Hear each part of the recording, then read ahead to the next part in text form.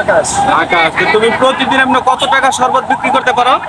সর্বমোট বিক্রি করতে পারি আপনার যদি ভালো গরম পড়ে হ্যাঁ হ্যাঁ। তাহলে বিক্রি করতে পারি 1300-1400, যদি ভালো গরম না পড়ে তাহলে 600-700। তাতে তোমার এই যে ট্যাংরা দেখতেছো, এই ট্যাংরা তোমার এমনি কত পিস ট্যাং যায় একদিনে? একদিনে আপনার মনে করেন 100।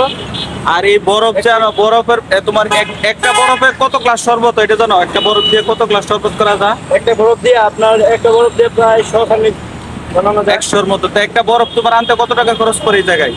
এই জায়গায় আপনার একটা বরফ আনতে খরচ পড়ে প্রায় 80। এটা কি তোমরা এই যে পাশে যে বরফ গুলো এটা থেকে নিয়ে আসো না অন্য কোনো জায়গা থেকে আছে? ফ্যাক্টরি ফ্যাক্টরি আছে। এক একটা কত করে এটা? 80। 80 টাকা। তাতে তোমার সারাদিন বিক্রি হয় কত? সারাদিনে আর কি বিক্রি হয় 700-800। আপনার রাস্তার রুট খরচ কত বড়? তোমার এই জায়গায় যা দাঁড়াইছো এটা কোনো টাকা দিতে হয় না, এতে কোনো টাকা নাই, শুধু করে এটা বিক্রি করো, এক্সট্রা কোনো টাকা দিতে হয়? একটা করে টাকা দিতে হবে। তো গরম আজকে তো প্রচুর দাম। আজকে কত টাকা বিক্রি করছো? আজকে বিক্রি করছি 600। 600 টাকা। তেমনি প্রতিদিন পার ডে তোমার সব খরচ বাদ দেওয়া তোমার কত টাকা থাকে? সব খরচ বাদ দিয়ে আমার থাকে হইলো 300। কিন্তু আর তোমার এমনি ফ্যামিলিতে লোক কয়জন?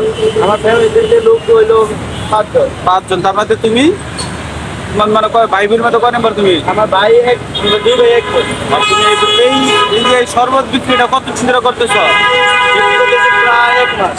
1 মাস যাবত। এই 1 মাস ধরে তোমার এমনি কত টাকা আয় হয়েছে? এই পর্যন্ত কত টাকা আয় করতে পারছো এই শরবত বিক্রি এই করে? পর্যন্ত প্রায় 2000 টাকা করে রাখতে পারছি।